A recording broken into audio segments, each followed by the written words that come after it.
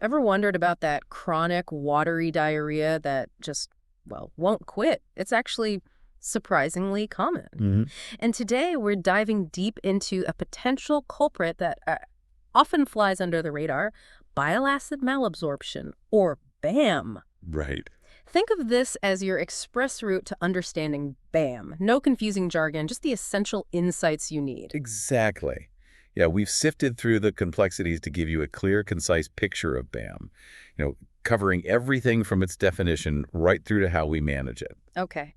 Our goal today is really just to equip you with a solid understanding, perfect for a quick review or maybe if you're encountering this for the first time. And we'll try to make it stick, right? Maybe some memory tips. We'll definitely work some in along the way, yeah. Okay, so let's get right to it then. What exactly is bile acid malabsorption? Okay, so in simple terms, BAM happens when your small intestine doesn't properly absorb bile acids, Right. and that leads to an excess of them ending up in your colon. Bile acids. Remind me, what's their normal job? Ah, that's key. Bile acids are vital for digesting fats. They're made in the liver, stored in the gallbladder. Okay. And normally about 95% are reabsorbed right at the end of the small intestine, the terminal ileum. 95%. Wow. Yeah, it's incredibly efficient. They get recycled back to the liver. It's called enterohepatic circulation, like the body's own super efficient recycling program for these digestive juices. Got it. So what happens when this recycling program breaks down? Well, when the ileum fails to reabsorb those bile acids properly, the excess spills into the colon and irritates it. Irritate how? It causes the colon to secrete extra electrolytes and water. And that is what leads to bile acid diarrhea, or BAD. We'll probably use that acronym, BAD, going forward. BAD. Okay. Too much bile in the wrong place causes problems. Simple enough. Are there other consequences? Yes, there can be, because bile acids are so crucial for fat digestion. Right. Poor absorption can lead to steatorrhea, that's, fatty stools, and also malabsorption of the fat-soluble vitamins, so A, D, E, and K. Ah, okay. Like a digestive traffic jam for fats and those vitamins. Exactly. Things aren't getting where they need to go. That makes sense. Now, what actually causes the system to go wrong? What's the etiology here? Right, so BAM isn't just one thing. It can stem from various underlying issues. Mm. We generally categorize the causes as primary and secondary. Primary and secondary. Okay, let's start with primary. So within primary causes, there's type 1. Mm. This is also known as ileal dysfunction, or sometimes secondary BAM, which is a bit confusing, I know. Secondary BAM under primary causes. Okay. Yeah, it's about why the ileum isn't working. In type 1, the ileum itself is affected by something like Crohn's disease, or maybe part of it has been surgically removed in ileal resection. Ah, okay. So the distal ileum, where most absorption happens, is compromised. It's kind of like hardware failure in that recycling center. Right, physical damage to the machinery. Got it. What about type 2 then? Type 2 is called idiopathic BAM, or primary bile acid diarrhea. Idiopathic just means we don't really know the exact cause. The mystery type. Pretty much. It's considered primary because there isn't an obvious other condition directly causing the malabsorption. The mechanism itself seems faulty. Interesting. Okay, now what about those secondary causes you mentioned? Type 3. Type 3, yes. This covers a whole range of other conditions, things like post-cholecystectomy after gallbladder removal, Right. post-phlebotomy surgery, coeliac disease, SIBO small intestinal bacterial overgrowth, and also pancreatic insufficiency. You see that with chronic pancreatitis or cystic fibrosis. Wow, that's quite a list. How do those connect to BAM? Well, these conditions can mess with the normal flow and processing in the small intestine. Mm-hmm. They might affect motility, how fast things move, or change the gut bacteria, or alter what's actually in the ileum when it gets to the absorption point. So, indirect effects. Exactly. They interfere with bile acid reabsorption indirectly. Type 3 really shows how issues elsewhere in the digestive tract can impact bile acid handling down the line. And there's a type 4 as well. Yes, type 4. This one's linked to excessive hepatic synthesis. Basically, the liver is just making too many bile acids. Overproduction. Correct. A key example here is the drug Metformin. It can sometimes trigger this type of BAM. Metformin. Huh.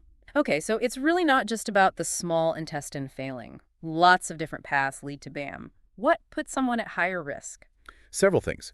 Gastrointestinal surgeries, especially involving the ileum, are a big one. Makes sense. Inflammatory bowel disease, particularly Crohn's again, because it often affects the ileum. That's another major risk factor. Ties back to type 1, doesn't it? Absolutely. What else? The celiac disease also raises the risk. Having had radiation therapy to the abdomen can sometimes damage the intestine. Okay. And here's a slightly surprising one. using bile acid sequestrants. Yeah. You know those medications sometimes used for cholesterol? Yeah. Well, paradoxically, they can sometimes increase the risk or maybe unmask BAM in certain people. Really? The treatment potentially contributing. That is unexpected. It's a bit counterintuitive, yeah. Okay, so we know what it is, the types, the risks, but what's actually happening physiologically? What's the pathophysiology causing the symptoms? So at its core, it all comes back to that impaired reabsorption of bile acids in the ileum. Right. When these unabsorbed acids hit the colon in higher amounts than usual, they set off a chain reaction. Like what kind of reaction? Firstly, they have osmotic effects. They basically draw water into the colon. Okay, watery stool. Exactly. Right. Secondly, they can alter gut motility, often speeding things up. Urgency. Yes. Yeah. And thirdly, they directly activate receptors in the colon lining, stimulating more fluid and electrolyte secretion. So it's like a triple whammy causing the diarrhea. It really is. Osmotic effect, faster transit, and active secretion. That's what drives the chronic diarrhea. Okay, triple whammy. Got it.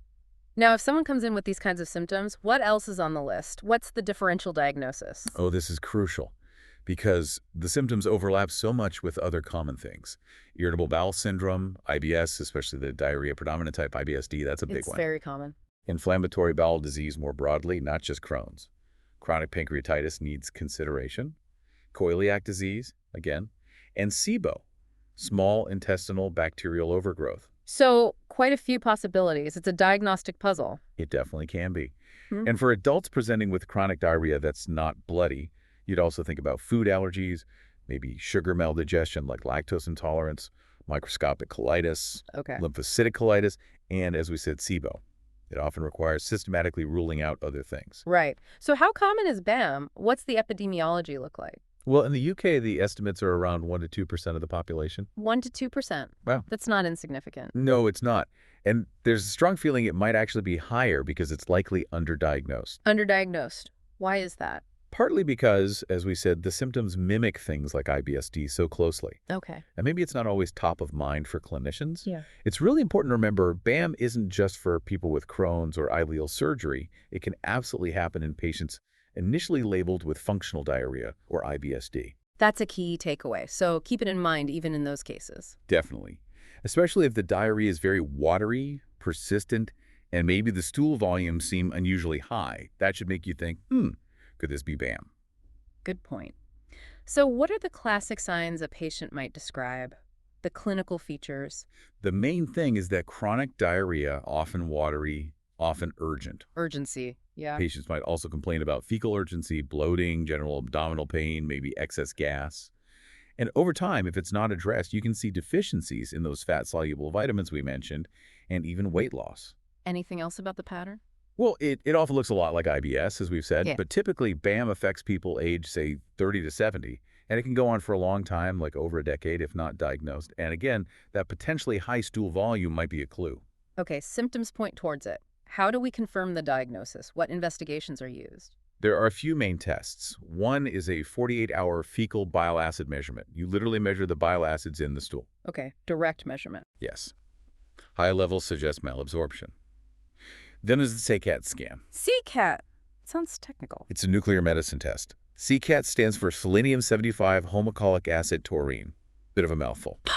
Yeah. Basically, you give the patient a capsule containing a synthetic bile acid tagged with a tiny bit of radioactive selenium. A tracer. Exactly. When it's gamma rays, you do a scan shortly after they take it, and then another scan 7 days later. A week later. Okay. Yeah, you're measuring how much of that labeled bile acid the body's held onto over the week, if a lot has been lost. Then it points to malabsorption. Precisely.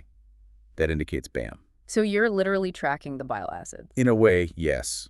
But remember, it's not just about these tests. The patient's symptoms, their medical history, that's all vital too. Of course. But the preferred specific test is the CCAT. Generally, yes. The CCAT scan is considered the preferred test for BAM. An abnormal result is usually defined as retaining less than, say, 10 or 15% of that tracer after the 7 days. Okay. Less than 10-15% retention. Are there alternatives if CCAT isn't an option? Yes, there are. You can do the total stool bile acid measurement, but collecting stool for 48 hours or longer? Well, it's not very convenient for patients. Oh, I can imagine. Another option is a blood test. It measures something called serum 7-alpha-hydroxy-4 coulstin 3-1, usually just called C4. C4, what's that? It's an intermediary molecule in the process of making bile acids in the liver. If C4 levels are high, it suggests the liver is ramping up production, likely because bile acids are being lost in the stool. Ah, okay. Indirect evidence. Right. But C4 requires a fasting blood sample, and it can give false positives if someone has liver disease or takes certain drugs, like statins. So CCAT seems more direct and maybe more reliable. Generally, yes. Yeah. Studies suggest that low CCAT retention correlates better with the actual bowel symptoms than high C4 levels do. So yeah, CCAT is preferred. Right, okay, diagnosis confirmed. What can we actually do about it? How is BAM managed? Management usually involves two main approaches: dietary changes and medications. Bedford. Yeah. Often involves reducing overall fat intake. Fats can stimulate bile acid release, so less fat might mean less irritation. Also, identifying and avoiding any specific trigger foods the patient notices. And medications. The mainstays are bile acid sequestrants, or bile acid binders. You might have heard of cholestyramine. Yeah. That's one. Cholestyramine and cholecystectomy are others. Cholestyramine is the one that's been studied the most for BAM. And how do these binders work? Okay, so for type 2, the idiopathic kind, the approach is usually a low-fat diet plus one of these binders. They literally bind to the free bile acids in the gut. Like a sponge. Exactly like a sponge. Mm-hmm. They soak up the excess bile acids, stopping them from irritating the colon lining. Makes sense. What about managing the other types? Type 1 or 3? Well, for BAM linked to active Crohn's inflammation, like in type 1, you'd also focus on treating the Crohn's itself, often with glucocorticoids to get it into remission. Treat the underlying cause.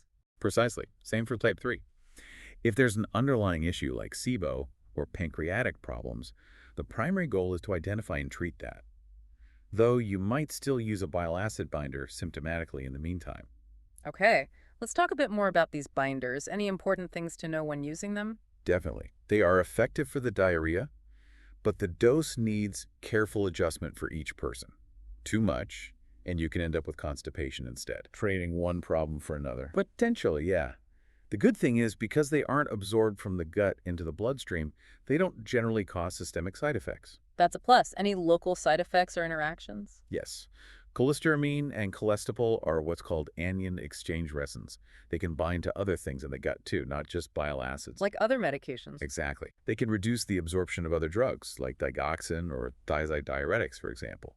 So it's really important patients take them separately from other meds, usually a few hours apart. Okay, crucial point for prescribing. Very. And there's also a theoretical risk they can impair fat-soluble vitamin absorption over the long term, so that needs monitoring. Right. It's worth mentioning cholecystectomy, it seems to have a higher affinity specifically for bile acids and might work sometimes even if cholestyramine hasn't been effective. So it's another option. Good to have alternatives. So careful management is key. What's the long-term picture? The prognosis? BAM is usually a chronic thing, unfortunately. Mm. But the good news is it's generally manageable with treatment. It's not considered life-threatening. That's reassuring. Yeah. And many patients, especially those with more severe BAM diagnosed by SECAT, do respond well to cholestyramine. Long-term studies even show some people achieve symptom resolution over time. Oh, really? Complete resolution? It can happen. But as we mentioned, the treatment itself can cause side effects like constipation, sometimes nausea, or abdominal discomfort. It's a balance. Okay. And if BAM isn't treated, what are the potential complications? Untreated BAM can lead to several issues. Malnutrition, because of the poor fat and vitamin absorption, dehydration from the chronic diarrhea, weight loss, sometimes significant, electrolyte imbalances. And quality of life? Oh, hugely impacted. The constant diarrhea, the urgency. Yeah. It can really limit daily activities, work, travel. It significantly reduces quality of life. Yeah. That's why getting the diagnosis and starting management is so important. Absolutely. Wow.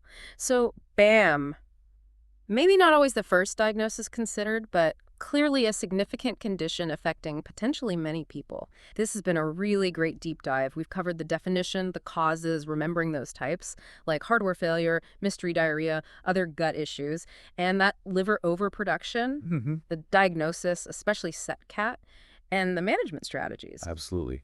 And maybe here's a final thought for you listening. Really consider bile acid malabsorption in patients with that persistent chronic watery diarrhea, even if they look like classic IBSD, especially if stool volumes seem high. Yeah.